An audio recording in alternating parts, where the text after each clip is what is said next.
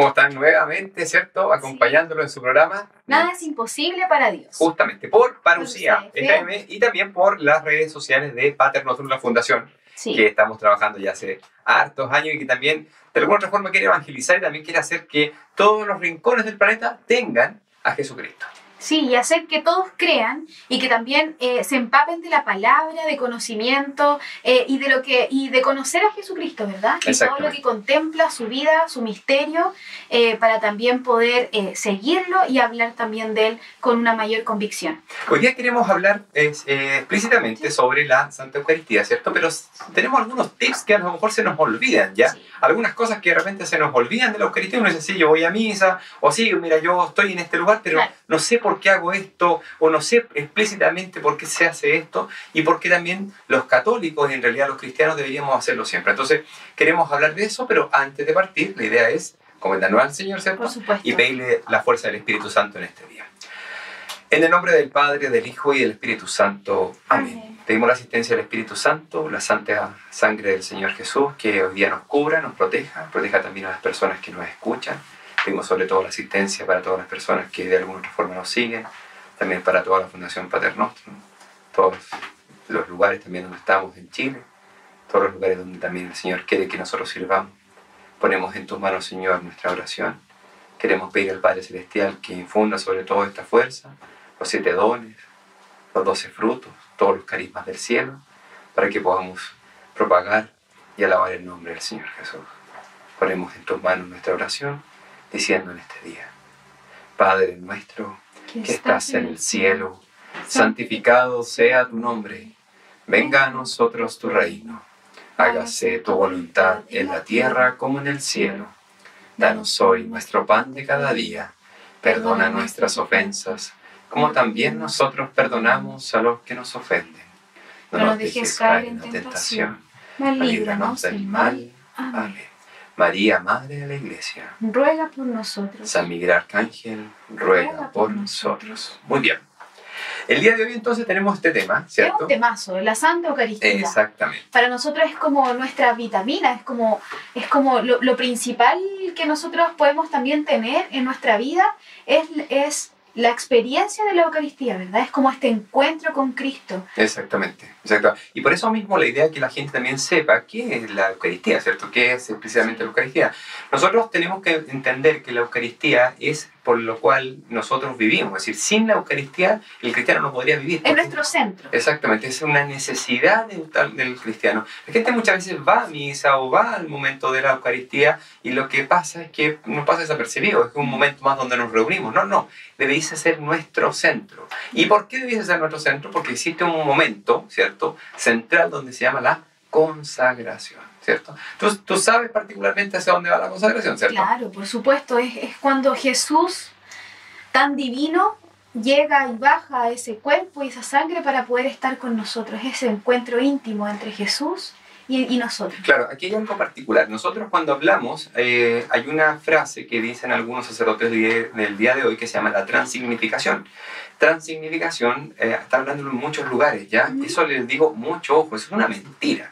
No se llama transignificación, se llama transustanciación. ¿Y por qué es una mentira? Porque la transignificación define como que estamos solamente, de alguna otra forma, las especies de pan y vino siguen siendo pan y vino. Es como un signo, ¿no? Un signo más, claro, como que me estoy recordando hace 2000 años atrás que algo pasó. No. Sí. Esto pasa realmente, físicamente, a lo mejor sigue pasando que el pan sigue siendo pan y físicamente el vino sigue siendo vino, claro, pero espiritualmente hay un cambio donde el cuerpo es verdadero y es sangre verdadera. Bueno, nosotros tuvimos un programa donde habían los milagros eucarísticos, sí, donde mostrábamos cómo había esa transmutación, ¿cierto? Sí. Y en este escenario, cuando hay este momento de la consagración, se llama la transustanciación, que es una palabra bien difícil, pero que al fin y al cabo tenemos que entender de que se convierte explícitamente las especies de pan y vino en el cuerpo verdadero y en la sangre verdadera del Señor Jesús. Claro, o sea, tenemos que tener claro que en definitiva lo que nosotros vamos a recibir en la Eucaristía es Jesús. Es Jesús. No es como Jesús, sino exacto, que es Jesús. Y por lo mismo nosotros tenemos que tener la reverencia explícita para poder recibir a Jesús. Sí. Si yo vengo y me voy a presentar con un rey, ¿qué es lo que sucedería cuando uno se presenta con un rey? Primero va bien vestido, ¿cierto? Sí, por supuesto. Bien vestido. Segunda cosa, ¿cómo va a ser? Va a ser la reverencia, ¿no? Es decir, no va a llegar donde un rey diciéndole, no, mira, hola, ¿cómo estás? Y ya. No, va a ser la reverencia. Lo mismo pasa con Jesucristo. Si uno va a recibir la hostia, debería ir preparado para eso. ¿Y cómo ir bien vestido? Literalmente, ir también puro. Dice, 1 Corintios 11, habla particularmente que esto que estoy recibiendo, que en este caso el cuerpo del Señor, puede ser causa de salvación, pero también de condenación. Es decir, si yo no me he confesado, no puedo tener el vestido limpio. Es decir, debo recibir la Santa Eucaristía confesado. Esa es la primera cosa. No sé si te has dado cuenta, Fran, que este tiempo pasa de que vemos largas filas de gente comulgando, pero nadie va a los confesionarios. Y uno dice, bueno, ¿qué está pasando aquí? No, es que yo no tengo pecado, yo no me llevo mal con nadie. Nunca he hecho nada, dice, ¿cierto? No, yo no me llevo mal con mis vecinos, no me meto con nadie, así que no tengo pecado. Yo les digo, todos tenemos pecado. Todos tenemos pecado. No nos damos cuenta, pero sí tenemos pecado. Esto es lo mismo como estar en una pieza, ¿cierto? Oscura. Una pieza oscura, yo te digo, ¿cuántas manchas tiene tu vestido, Francisca? Tú me vas a decir, no sé. ¿Sabes por qué no sé? Porque la pieza está oscura, ¿cierto? Pero entre más cerca de la luz, ¿qué va a pasar? Uno empieza a ver las manchas que tiene. Sí. Es decir, entre más cerca de Cristo nos vamos a dar cuenta de cuántas manchas tenemos. Y eso nos conlleva que todos tenemos nuestros pecados, como tú habías dicho, y el Señor nos invita a eso, a poder limpiarnos. El Señor nos acepta, pero tenemos que llegar a ese paso de limpiarnos, de purificarnos para poder recibir a Cristo. Exactamente, y por eso mismo es fundamental que para recibir la Santa Eucaristía vamos bien vestidos, como bien vestidos físicamente, ¿cierto? Pero bien vestidos espiritualmente.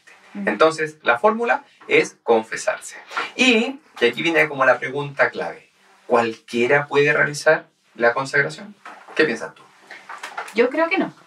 No sé si te has dado cuenta, pero hay algunos lugares donde están hablando que hay sacerdotisas, ¿cierto? ¿Ya? Hay sacerdotisas y están haciendo unas pseudo consagraciones de altares en el mundo. Eso no es válido. Solo el ministro instaurado, que en este caso que tenga el orden sacerdotal, sí, es decir, el sacerdote ministerial, porque todos somos sacerdotes, ¿cierto? Sí. Somos sacerdotes, profeta y rey cuando somos bautizados. Sí. Pero explícitamente el ministro, el sacerdote ministerial, puede consagrar. Y ojo, y esas manos que consagran son manos santas. Claro, por ejemplo, el diácono no puede consagrar tampoco. Un ministro de comunión tampoco no puede consagrar. Tampoco podría ser. Una religiosa tampoco. O sea, es algo específico que solo un sacerdote puede consagrar. Justamente, solamente el sacerdote. Y una vez, y te voy a contar una historia que es muy bonita, que le pasa a San Francisco. Había un sacerdote que tenía un poquito mala vida, ¿cierto? Y sabía la fama de Francisco, y sabía la fama explícita de Santo Francisco. ¿Y qué es lo que sucedió con el sacerdote? Tenía miedo de ir a ver a San Francisco. Porque sabía que le iba a decir algo. Y adivina qué pasa cuando se encuentra con Francisco. Francisco cae de rodillas delante de él y le empieza a besar las manos. Y le dice, no me importa lo que tú hayas hecho, pero estas manos santas traen a mi Señor Jesús al altar. Es decir, el sacerdote puede haber sido muy malo, puede haber hecho muchas cosas malas, pero esas manos santas siguen siendo manos santas eternas.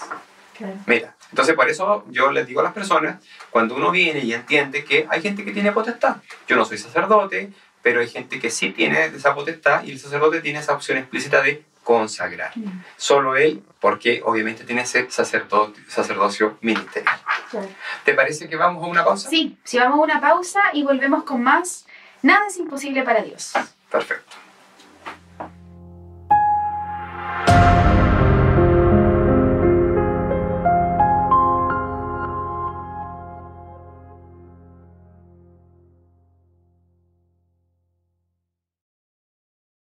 Seguimos entonces acompañándolo, ¿cierto?, en su programa. Nada es imposible para Dios por la 107.1 Parousia FM. Y también por todas las redes sociales de la Fundación Pater Nostrum. Estamos hablando explícitamente sobre la Eucaristía, ¿cierto? Sí. Y estamos viendo varios temas sobre esto y también hablamos de la transubstanciación, ¿cierto? Sí. Y hay una pregunta siempre que sale en este escenario. Sí. Si está esta palabra tan difícil y complicada es la Biblia. Claro, la transubstanciación, disculpen, es una palabra difícil, como dices tú, Sí. pero sí aparece en la Biblia. No es que aparezca explícitamente, pero sí aparece en la Biblia, donde en Mateo 26, donde dice explícitamente, mientras estaban comiendo, tomó Jesús el pan y lo bendijo. Lo partió y dándoselo a sus discípulos, dijo, tomad y comed, este es mi cuerpo. Y después dice, tomó la copa, dadas las gracias, ¿cierto? Y diciendo, bebed de ellos porque esta es mi sangre, ¿cierto? Claro, no dice, esto es como mi cuerpo, sino que esto es mi cuerpo. Justo, el Señor cuando quiere hablar vamos a hablar en una fórmula explícita, como para que la gente lo entienda, en metáfora, ¿cierto? En este caso, las llamadas parábolas. Claro. Uno puede decir que el Señor habla en parábola en ciertos momentos, pero cuando habla absoluto, recuerden que Dios es absoluto, habla explícitamente de esa forma. Él no dice cómo, no es que este parece como, no. Hay muchos protestantes que dicen, no, si eso no es el cuerpo, no es la sangre. Sí es el cuerpo y es la sangre, porque tenemos los milagros eucarísticos que nos lo comprueban, y aparte de eso tenemos explícitamente las palabras de Jesús que lo dicen.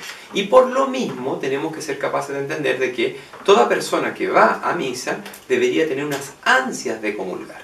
Tenía que tener unas ansias de comulgar porque sabemos que la comunión nos acerca a Cristo. Claro, y Él es nuestro alimento del espíritu también, de nuestro espíritu cristiano. Justamente. Y por lo mismo también tenemos que saber, y es una pregunta que sale siempre, ¿cuándo se convierte el pan y vino en el cuerpo y la sangre? ¿En qué momento de la Eucaristía sucede esto? Justamente. Mira, pasa particularmente cuando el sacerdote está diciendo las palabras, ¿cierto? Dice unas palabras específicas, y esas son unas palabras de consagración. Las palabras de la consagración son pronunciadas obviamente por el sacerdote y hacen la obra inmaterial en lo que es material. ¿Ya? Una pregunta, ¿esas palabras son siempre una? ¿Todos los sacerdotes tienen esas mismas palabras? ¿O cada sacerdote le puede poner? Exactamente, alguna? Existen solo unas palabras. Perfecto. Y esas palabras existen esas. Un canon de por medio. Y ese canon, obviamente, por obra del Espíritu Santo. Que no se pueden ¿cierto? cambiar. No se pueden cambiar.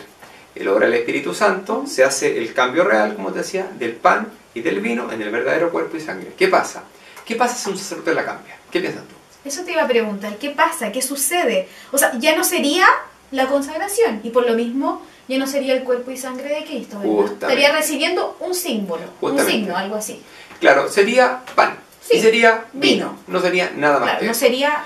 Yo lo dejo claro por algo explícito, porque lo que pasa es que hoy día, bueno, existe una profecía de Daniel que habla sobre la abominación desoladora. La abominación desoladora va a ser explícitamente cuando se cambien las palabras de la consagración. Es decir, Jesús en cuerpo y sangre ya no va a venir en el altar. Cuando pase eso, ya literalmente falta muy poco para el fin. ¿Ya? Entonces vamos a entender de por medio que nosotros tenemos que saber que nadie puede cambiar esas palabras. Ni siquiera el Papa. Mira qué duro.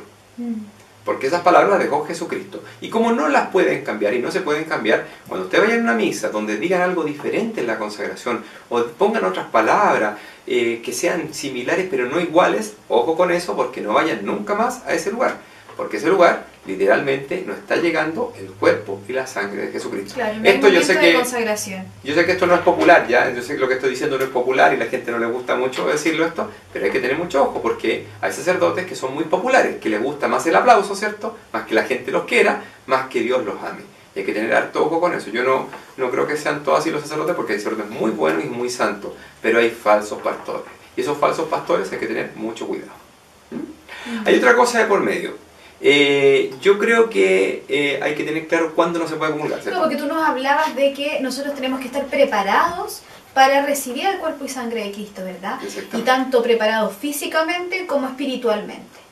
¿Cómo estoy preparado y cuándo no puedo comulgar? Porque no estoy preparado, me imagino, ¿no? A ver, hay algo práctico. Si yo vengo y tengo un pecado mortal, no puedo comulgar. Entonces, ¿qué es lo que sucede? Muchas veces pasa que las personas tienen un pecado mortal. Y usted me preguntará, bueno, ¿cuáles son los pecados mortales? Los pecados mortales están asociados con los 10 mandamientos, ¿ya? Y ahí tenemos que ceñirnos a esos pecados mortales. Claro, ciertamente van a ser muchos los pecados mortales que a lo mejor vamos a tener, o a lo mejor poco, pero tenemos que confesarlo. Una persona que tiene un pecado mortal no puede comulgar, por algo explícito, porque está sucio.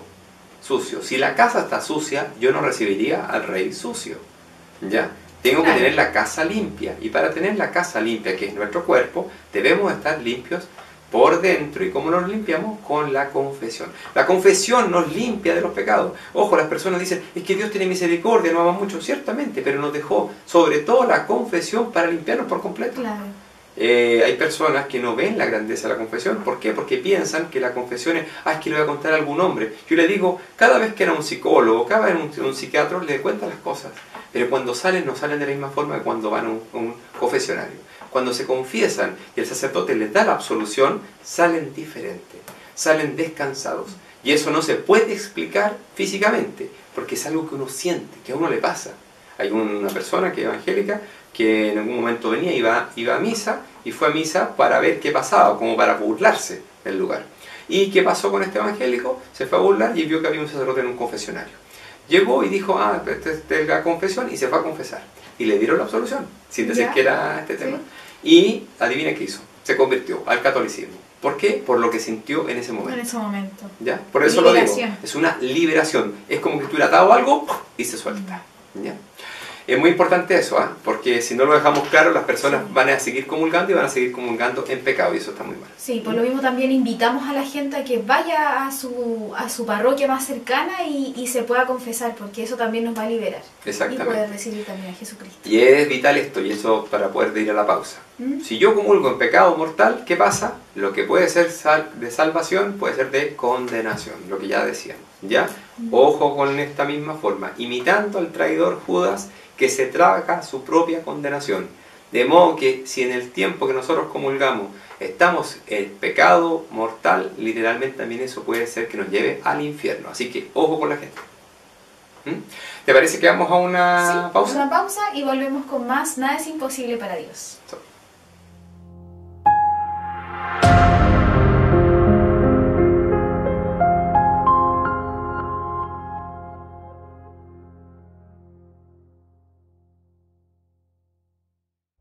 Bueno, estamos de vuelta a nuestro programa Nada es imposible para Dios por Parousia FM 107.1 y todas nuestras plataformas digitales de ONG Pater Nostrum, ¿verdad? Exactamente, estamos hablando de la Santa Eucaristía, ¿cierto? Santa Comunión. Un temazo. Justamente. Sí.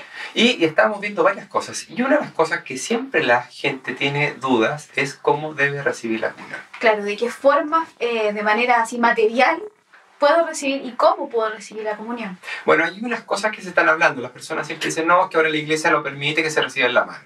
Es que no, que da lo mismo si yo vengo y la recibo de esta forma porque la tomo con los deditos que si yo me la pongo en la boca. O no, yo me la llevo después a donde tengo el lugar donde estoy mi asiento y después la consumo. No, yo me la llevo para la casa, dicen algunos, ¿cierto? Me la llevo para la casa, la tengo un tiempo y de ahí me la vengo y la consumo. No, la hostia no se consume de esa forma porque es el cuerpo del Señor. Y ojo, si aunque incluso los ángeles dijeran algo contrario a eso, no lo creería. ¿Sabes por qué? Porque la hostia se consume de rodillas y se consume en la boca. Y se consume en el momento en que el Padre te lo entrega. Momento. No, es que lo que pasa es que ahora la iglesia lo permite en la mano. Y le digo, en casos extremos, como establece explícitamente, se podría consumir en la mano. En casos extremos. Pero no es lo normal. Sí. Porque antiguamente habían reclinatorios y habían lugares donde uno podía venir a arrodillarse explícitamente. ¿Qué pasa? Los sacerdotes sacaron todos los reclinatorios. Eso no está bien. Y que lo que hicieron, démosle la comunión en la mano. Ese es el gran triunfo del demonio. Ojo, en un exorcismo que se hizo en el año 74, lo decía, mi gran triunfo, decía el demonio, al exorcista, en el momento que el exorcista estaba haciendo el exorcismo, dice, mi gran triunfo fue que a ese lo ningunearon recibiéndolo en la mano. Claro. Así lo trataba. Entonces yo les digo a la gente, cuidado con lo que hacen.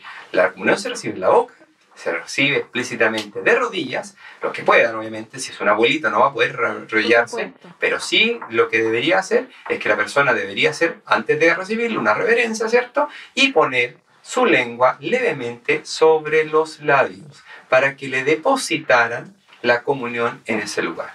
Y es importante que la comunión no se masca. La comunión se recibe en la boca y cuando se recibe en la boca se deja que se moje con la saliva y se vuelve una masita y esa es la que se traga. La comunión no se masca. Claro. Y la otra cosa que no hay que hacer es que muchas veces las personas salen o no, que voy a ir a escupir. No, la comunión prevalece y se mantiene y dice explícitamente que se mantiene hasta 15 minutos posterior en el cuerpo. Ya, obviamente, la gente más santa se mantiene mucho más tiempo. Hay gente que ha estado con el estado de inedia, que se ha mantenido hasta 24 horas. Jesucristo en el cuerpo. ¿Qué diferencia va pasando? Normalmente nosotros tenemos 15 minutos que tenemos la comunión en nosotros. Es decir, tenemos a Cristo en nosotros. Por eso se llama común unión. Nos unimos con Cristo. Y además también yo he visto personas que van a misa y reciben esta Eucaristía, pero en el momento, en el camino a recibir esta Eucaristía, también están en otro lado, mirando para todos, saludando a la gente que está sentada. Claro, todas las personas. No hay como una preparación también del espíritu, del corazón, a recibir a Jesucristo, que para nosotros es nuestro Salvador, el Rey de Reyes, ¿no? Lógico, ¿qué es lo que va pasando? Muchas veces la gente dice, no, que tengo que saludar a todos, que fulanita me miró, que me empezó a dar un comentario, y otra vez me pasaba que vi una señora, no, que voy a hacer almuerzo, que tengo que hacer chancho. A ver, estamos recibiendo a Jesús. Cuando uno está recibiendo a Jesús, claro, literalmente nuestra concentración en la Santa Eucaristía, en la misa, puede ser solamente en Cristo.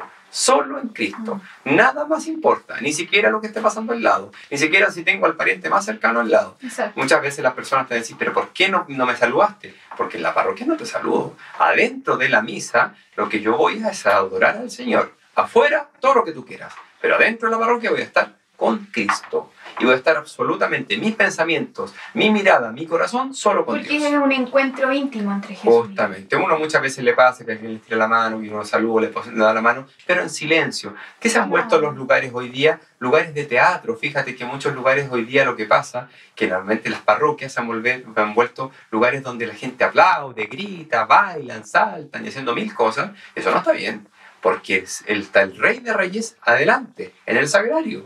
Y yo tengo que darle honor y gloria a Él. Si tú hubieras visto antes, antiguamente tú venías y tenías la opción de estar en silencio en el lugar. Meditación. Cuando iba a empezar la misa estábamos rezando, porque había que rezar para preparar el corazón. Y luego de la Eucaristía no se quedaba un ratito. Se quedaba un ratito adorando al Señor. Por lo menos 10 minutos diríamos adorar al Señor en silencio. No tanta cháchara, no tanta parafernalia. Hay que conversar con Dios. El silencio habla. El sonido del silencio nos va a decir cosas maravillosas y ahí Dios va a hablar. Entonces esa es la idea. Por eso un tip a lo mejor que es bueno, si yo llego antes a la Eucaristía, a celebrar la Eucaristía, mientras espero que el sacerdote llegue a celebrarla, podríamos rezar el rosario, por ejemplo. Rezar el rosario, la coronilla de la misericordia. Exactamente. Uno podría... Para que prepare también nuestro espíritu y que también descienda el Espíritu Santo para poder entender también todas las lecturas, todos los momentos que conllevan la Eucaristía. Exactamente. Y recordarle a la gente lo que dice Filipenses 2, dice que toda rodilla se doble en el cielo, la tierra y en los abismos. Es decir, tenemos que postrarnos ante el Señor. Cuando esté la consagración debemos hincarnos, porque lo que pasa es que la gente hoy día no, como nada, hay gente que está mirando el celular o otra cosa. Yo digo, no, ojo, debemos darle honor y gloria a Dios. Y esa es un poquito el mensaje que tenemos que darle a la gente. Claro. ¿Vamos a la última pausa? Sí, por supuesto. Espérenos, no se vayan.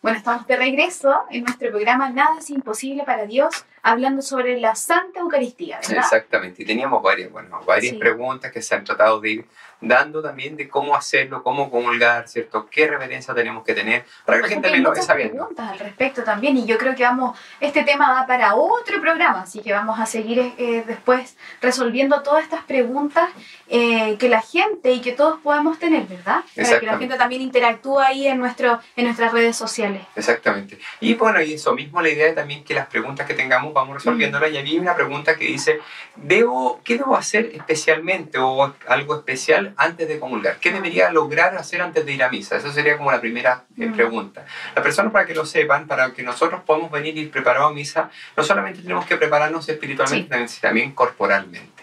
Es decir, para poder prepararnos corporalmente tenemos que sí o sí tratar de hacer un ayuno de alimentos.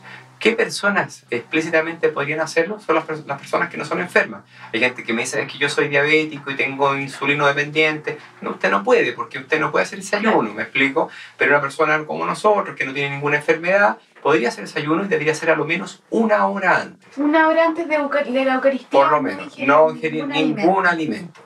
Solo agua, ¿no? Ya podríamos ingerir agua, ciertamente, ¿ya? Pero en algún alimento sólido no deberíamos ingerirlo, sí, no. ¿Ya? Y deberíamos tener claridad de que en el momento de la comunión nosotros sabemos que si antes tuvimos que tomar una medicina o algo, sí se puede hacer. ¿Estamos, no? Yeah. Eso sí se puede hacer. Obviamente, entendiendo la lógica de que Dios también pone estas reglas para tener también la opción de que nosotros nos preparemos físicamente para recibir el cuerpo sagrado del Señor. Y hay algo importante también en ese escenario. Nosotros la actitud, ya como vamos vestidos, como decía, ¿qué actitud tenemos? Es una actitud de reverencia, ¿ya? Una actitud también de introspección. Cuando vamos a misa, muchas veces, como tú decías delante, vamos muy pensando que nos vamos a saludar, que hay que mirar a todos, mira cómo va vestido. No. Por eso tiene una actitud de reverencia. Antiguamente, los adultos mayores, qué sé yo, iban de corbata, ¿cierto? Con su sombrero, y se sacaban el sombrero cuando estaban dentro de la misa. Sí. Hoy día tú ves a gente con short, hoy día unas mujeres que salen con el escote hasta la guata. Te digo, yo no sé si iría de esa forma a presentarme ante un rey. Yo daría la vuelta en ese escenario. Yo creo que hay que taparse un poquito más, hay que ser capaz de tener también la mesura de donde estoy. Yo no estoy en la playa, ¿cierto? En la playa me servirá ponerme mis sandalias, el short, la polera, pero cuando voy a misa debería ponerme mi camisita, ¿cierto? Ordenarme mejor. ¿Por qué? Porque estoy llegando a ver al Rey. Así debería ser nuestra lógica. Ojo, lo físico también marca lo espiritual, ¿ya? Entonces, por eso que diríamos, se ve reflejado. Pero lo más importante y lo más fundamental es cómo está también mi examen de conciencia. Es decir, ¿qué he hecho mal? ¿Qué he faltado? ¿Qué he amado? No he hecho las caridades. Porque puede ser que a lo mejor todo, la vestimenta esté muy bien, pero internamente esté podrido. Por eso también en los momentos de la Eucaristía también nos van preparando para recibir a Jesús, ¿verdad? Se hace una entrada del celebrante y luego se pide perdón. O sea, lo primero que uno hace es pedir perdón y luego empieza con el Gloria, a leer la lectura. Pero claro, eso como que nos va preparando para poder estar más limpios para recibir el cuerpo y sangre de Cristo. Claro, ciertamente en el momento del perdón que tenemos en el momento de la Santa Misa, nosotros hay que entender también de que el momento del perdón, todos los pecados veniales, ya no los mortales, pueden ser limpiados en ese momento, pero hay que tener un acto de contrición, es decir, me debe doler esto, me debe molestar esto, oye, hice mal, hablé mal, dije alguna cosa, no sé, algún acto que de alguna otra forma puede ser un pecado venial, literalmente se puede limpiar en ese momento. Y recordando que el Señor también nos conoce en lo más profundo de nuestro corazón. Lógico. Entonces, y sabe que estamos arrepentidos de corazón. Sabe nuestros pensamientos, sabe nuestros deseos, entonces no podemos... No basta solo con decir que estoy arrepentido de corazón. Justamente, entonces es muy importante ese acto, limpieza física, corporal, cierto orden, pero también limpieza espiritual, sí, ya del corazón. Y aparte de eso, cuando se ha recibido la comunión, ¿qué deberíamos hacer? ¿Ya? Es muy importante también entender que uno debería dedicar, como decía, un tiempo para adoración. Claro. Deberíamos adorar al Señor en presencia, obviamente, en ese momento, en silencio. Deberíamos adorarlo entre unos 10, unos 15 minutos, donde el sacerdote, incluso hasta el canto se calla, todo se calla, porque estamos adorando a Dios. Ese momento es un momento de silencio. ¿Para qué? Para escuchar la voz del Señor. Ese instante es un instante donde todo se va a detener. Porque si tenemos un instante de unión con Cristo, lo que va a pasar es que nuestro corazón se va a unir también con el Señor. ¿Y qué es lo que va a suceder en nosotros? Es que va a empezar a iluminarse el Espíritu Santo y Dios nos va a empezar a hablar con una fuerza gigantesca. Y vamos a entender cosas que no entendíamos. Vamos a comprender cosas que no comprendemos. ¿Por qué? Porque va a venir también el don de la inteligencia y también va a venir otros dones en ese momento, otros carismas que nos van a ir haciendo que nos acerquemos cada vez más a Cristo. Sí. Bueno, el programa ha sido bien lindo porque hemos hablado del Señor y sobre todo tenemos también la claridad de que yo creo que nos va a dar para otro programa. Claro, sobre todo porque hay otras preguntas que tenemos que hacernos para que usted también en su casa, que nos está viendo, cada vez que vaya todos los fines de semana a la Eucaristía a celebrar, recuerde todos estos tips, todos estos conceptos, la finalidad de la Eucaristía para poder también limpiarnos y recibir a Jesucristo de la mejor manera posible. De todas maneras, así que le damos a agradecer a Dios Todopoderoso que estuvo presente también en nuestro programa. Le pedimos a nuestra Madre María, y que siempre quiere que nosotros sirvamos al Señor Jesús, ella que está siempre presente también en todas nuestras necesidades, que bendiga también a toda la gente que nos ha escuchado diciendo: Dios te salve María, llena eres de gracia, el Señor es contigo. Bendita eres entre todas las mujeres, y bendito es el fruto de tu vientre, Jesús. Santa María, Madre de Dios, ruega por nosotros pecadores, ahora y en la hora de nuestra muerte. Amén. Gloria al Padre, al Hijo y al Espíritu Santo. Como era en un principio, ahora y siempre, por los siglos de los siglos. Amén. Y que Dios Todopoderoso nos bendiga, nos guarde, el que es Padre, Hijo y Espíritu Santo. Amén. Nos vemos en un nuevo programa, Nada es imposible para Dios, por la 107.1 y todas nuestras plataformas digitales de ONG Pater Nostrum. Que estén muy bien.